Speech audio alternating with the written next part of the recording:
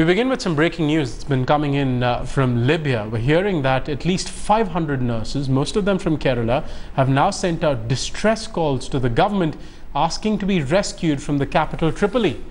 Kerala Chief Minister Chandy has stepped in and has written to the External Affairs Minister Sushma Swaraj as well as India's ambassador in Libya.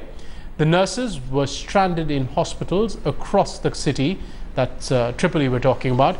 They are getting food and water, but are believed to be scared of the constant bombing and fighting between factions in that country. The civil war has affected Tripoli's airport, making a flight out of the city difficult. So just weeks after hundreds of Indians were evacuated from Iraq, at least 50 nurses among them, we're now hearing of some 500 Indian nurses, many of them from Kerala, who now want to be evacuated from Tripoli, the capital of Libya. Rohini Swami joins us on the phone line for more on this story. Rohini, what are you hearing from these nurses? What has happened in the past few weeks that has caused them to want out?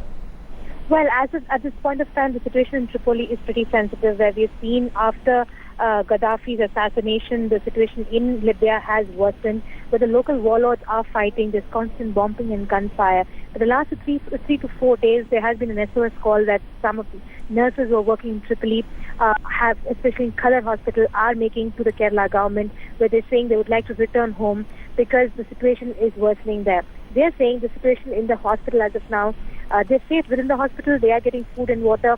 They can travel between the hostel and the hospital, but seeing the bombing and the situation, sensitive situation there, they do not want to continue working there. But there's a hitch. There's a problem there. Some of the nurses who are working, there are 60 of them working in. There are male nurses and female nurses working in this hospital. Their visas have expired.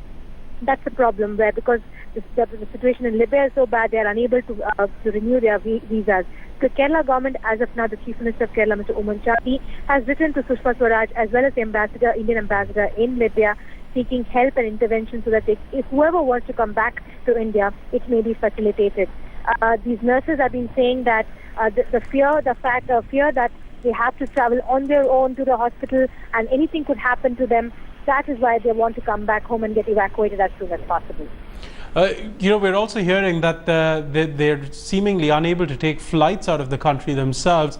Do you have more details on why that is the case? Yes. What I get to know from my conversation with the nurses there is that the Tripoli International Airport has been bombed, and so it has been shut down. They cannot use the nearest airport. So the only way they could possibly get out of the country is through Tunisia. They have to travel by road. It's a war-torn country. The area around Tripoli, there is constant bombing. They're unable to move out except for around half a kilometer to a kilometer away from their hospital to their hostel and back. So they fear that in case they try to move out by road, anything could happen and they could be threat to their lives. And that is why they cannot even look at moving towards the borders and try to come off to India. All right, we're getting, Rohini, stay with us. We also have our editor for the South, T.S. Sudhir, joining us on the phone line.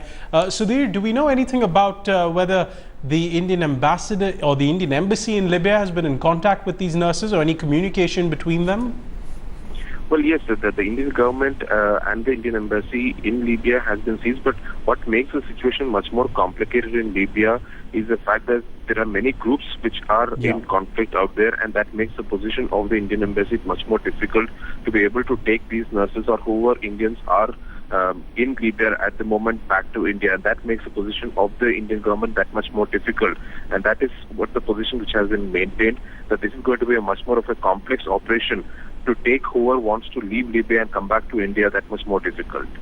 Sudhir, Rohini was telling us earlier that the Kerala Chief Minister Chandy has written to both the centre and the Indian embassy. Do we know if he's asked for any specific kind of assistance, or has he asked for an evacuation? Well, back home in Kerala, obviously the expectations are that whatever was done in the case of Iraq would be done again in the case of those who are stuck in different parts of Libya, specifically Tripoli. So obviously that's the expectation, and the Kerala government and the Kerala Chief Minister Chandy does expect that the External Affairs Ministry would be able to extend help of that kind. Now, given the kind of relations, given the kind of manpower that the Indian government and the Indian embassy would have in Libya, that would make it much more difficult than what happened in the case of Iraq. So obviously, the Kerala government realizes the limitations that the Indian government and the Indian External Affairs Ministry is having, and obviously it will have to tread very, very carefully in that regard. We are told that the Kerala government is in constant touch with the External Affairs Ministry to work out some kind of a plan to be able to take out at least some of these nurses, or at least in some kind of a phased manner to be able to bring them back to Kerala. Okay, Sudhir and Rohini, many thanks for the updates over there. Developing story from Libya, as Sudhir and Rohini were updating you. Some 500 Indian nurses who are working in hospitals in the capital Tripoli have now contacted the Indian government saying they want out.